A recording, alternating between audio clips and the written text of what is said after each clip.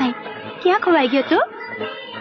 કઈ નહીં, પણ તને ભાત લાવવામાં આટલું બધું મોડું કેમ થયું? ભાત હું ક્યાં ની લઈ આવી છું, પણ તું ઓલી જાનના ગાડામાંથી પાછો આવે ત્યારે ખબર પડે ને.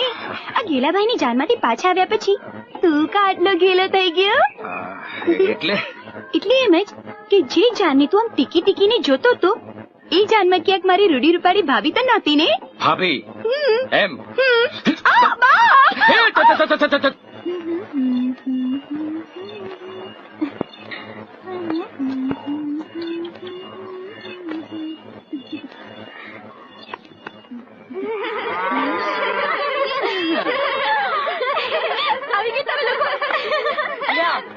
આવી પૂગ્યું ચકલ્યું, જરા કે નવરિયું થયું નથી કે ઉડાઉડ કદી પૂગ્યું નથી.